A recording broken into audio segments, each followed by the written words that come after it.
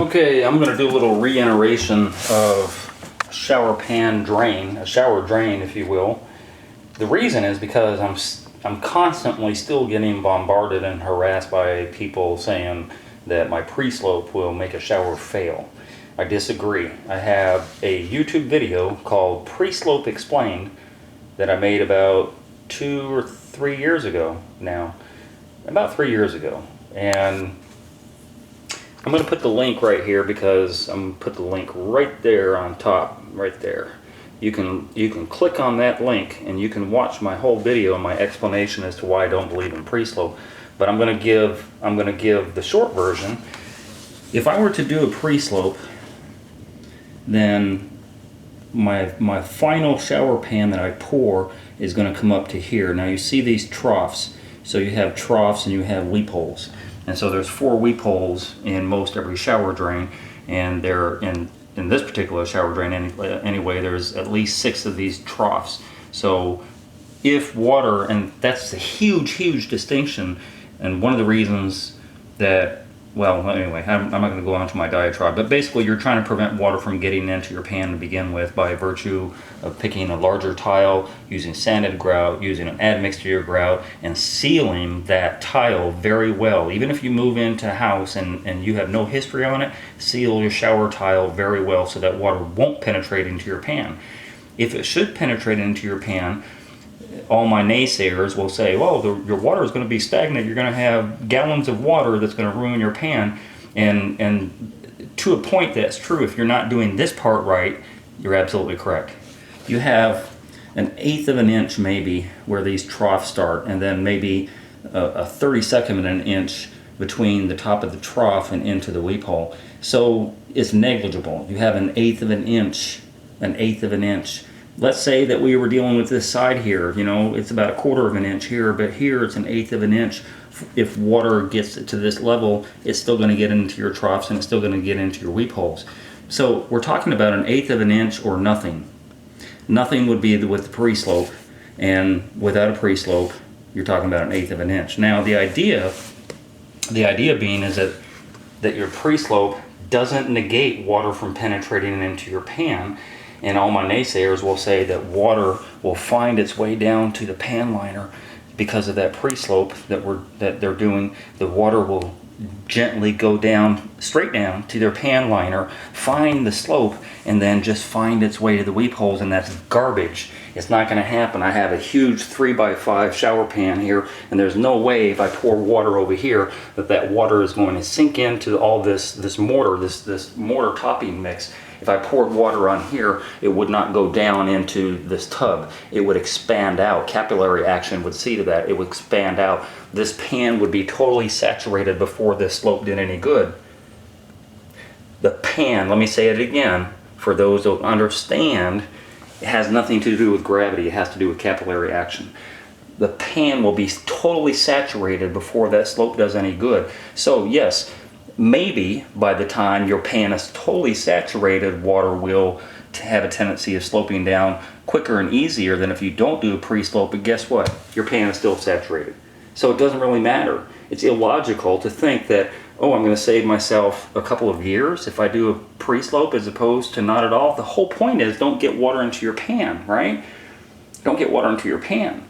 But if you think that a pre-slope is going to save your pan, you're wrong. You're mistaken. You're dead wrong. It's illogical. Putting a pre-slope will not save your pan. You are on a time clock. Once water gets into your pan, you're on a time clock. Your pan will fail because water is in it, not because you did or didn't do a pre-slope. Doing a pre-slope cannot hurt, but it will not save your pan. Let me say it again. If you do pre-slope and water gets into your pan, in all this material, it will not save your pan. It won't. So it is illogical to do a pre-slope thinking that, oh, I've done the thing right. There's a couple of things I see some of my naysayers do. They're cutting a circle. I would never put a circle where one is not needed. See how I do this? I just cut like an X, and I don't go all the way to the edge. When I cut the X, then I put my flange down and it pushes out these 4 areas, and then when I screw my barrel down, then it pushes those flaps downward. So that's one of the ways that I ensure that you know, I have good sealing around the drain.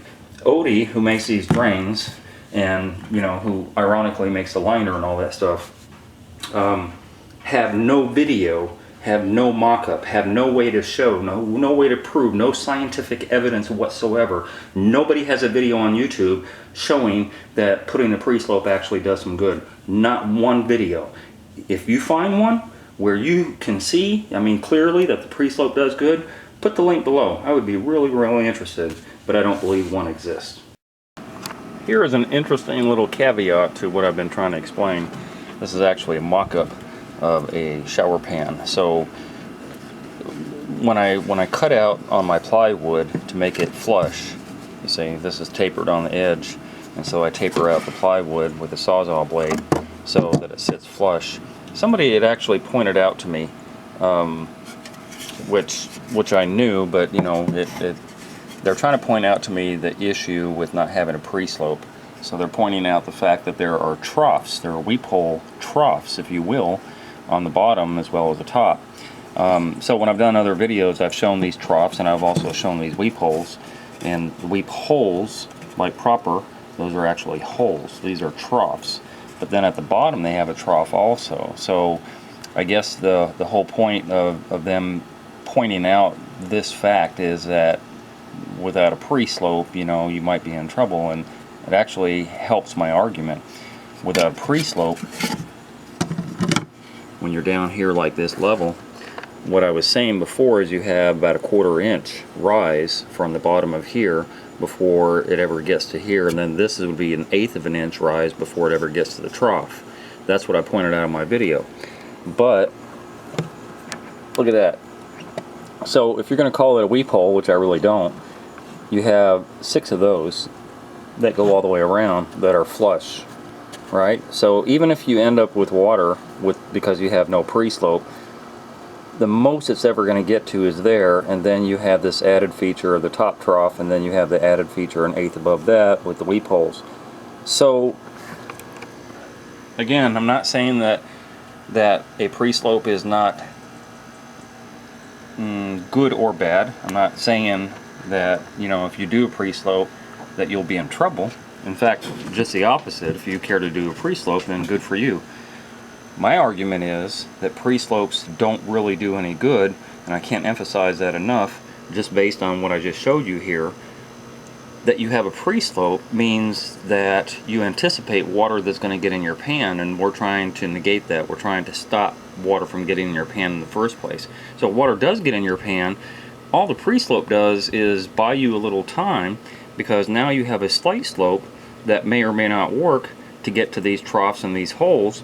But regardless, if you don't have a pre-slope, if you do it flat like I'm doing it here, right, water is going to pool up, as people keep on saying, water will pool up without the pre-slope.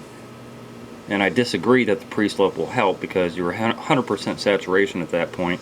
But water's still going to trickle down into the sides here of these troughs, both top and bottom, and eventually get up to these holes. Same as it would if you had a pre-slope. Does the pre-slope help a little bit? It's possible. There's, again, as I said before, not one video that shows that it works. It definitely doesn't dry out your pan. If I ever come across a tear out where I find that there's a pre-slope, I will show you that there's still water saturation in your pan. This is actually a very interesting result. Sometimes I have customers who, in the middle of doing their own demo, they find that their shower pan material has turned to sand. So they pick off a couple of tile off the surface and scoop up some sand and ask me, why do I have sand in my hand? And I said, well, it's sand topping mix. That's the makeup of it. So this is a mixing tub I use. Yesterday I cleaned it out after I used it, and I cleaned it out with water. So the bottom part of it was obviously just sand. As you can see, this is hard as a rock. It is literally this cement type byproduct of not cement like, but basically Portland cement additives and adhesives and stuff like that that's mixed into it. I don't know the chemicals. It's not what I'm trying to do. I'm trying to show you simply why your shower pan turns to sand.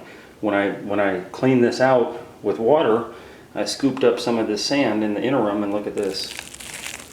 It just crumbles, literally crumbles back to sand in my hand. So that's what it looks like. It looks like playground sand or beach sand, and that's what you're scooping up when your shower pan is saturated with water for so long. It gets rid of all the adhesive properties that this sand topping mix has, and it turns back to sand. Just thought I'd let you know, so in case you were wondering, you know, why you have sand in your shower pan. You do.